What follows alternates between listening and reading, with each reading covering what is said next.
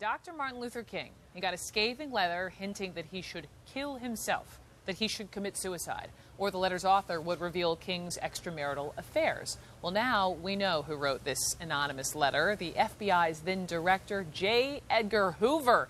His letter denounces Dr. King as, quote, an evil, abnormal beast and gives the civil rights icon a deadline, 34 days to be precise, before, quote, your filthy, abnormal, fraudulent self is bare to the nation. The word evil appears 6 times in this letter you're looking at here. Typos, misspellings, they are sprinkled throughout. Dr. King received this threatening letter just a couple months before he went on to win the Nobel Peace Prize. And my next guest is the historian who authenticated this letter. She's the one who found it. She is Yale University's Beverly Gage. She joins me now. And Beverly, when I read about this story this morning, I thought, my goodness, I mean, can we just begin with, so you're doing research, this is over the summer, you're doing research for this biography on J. Edgar Hoover, and you, what, are searching through books or archives? Right, I'm writing a biography of J. Edgar Hoover and spend a lot of time going through old FBI files. And so I was at the National Archives this summer with my research assistant, and we were going through what's known as Hoover's official and confidential files, which were sort of his secret files on big public figures that he kept in his office, so his really special files. They had just been given over to the National Archives. They've come out in various forms over the years, but this was a newly reprocessed set of those files, and we didn't know what we'd find. And then we happened upon this letter.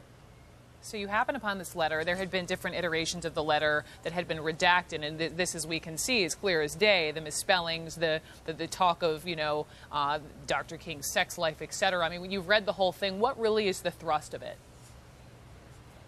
Well, the thrust of it, and you'd had little inklings of this over the years from versions that had come out, but they'd been partly blacked out, and so it wasn't clear what the whole letter was really about.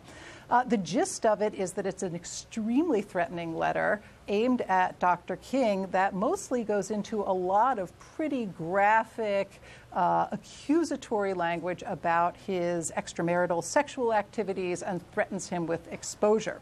And then the letter sort of ends saying, King, you've got to take action. You know what you have to do. And Martin Luther King interpreted that as an attempt to get him to kill himself, to remove himself from public life. So you're the expert here, Beverly. You're the one writing this biography on J. Edgar Hoover.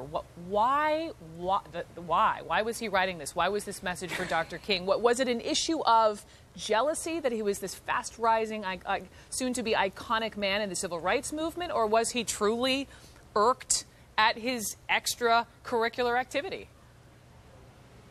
I think it was all of those things, really. So they'd actually been wiretapping King and bugging his hotel rooms for at least a year before this letter was sent. And they'd been wiretapping several of his associates, some of whom had been involved in the Communist Party at some point.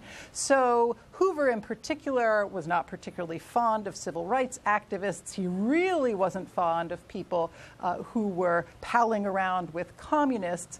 And Martin Luther King had also come out on several occasions and criticized the FBI itself for failing to enforce civil rights law. And that, for J. Edgar Hoover, was by far the worst thing that you could possibly do. And almost anyone who criticized the FBI ended up sort of on Hoover's enemy list in one way or another, though not everyone got a letter like this one.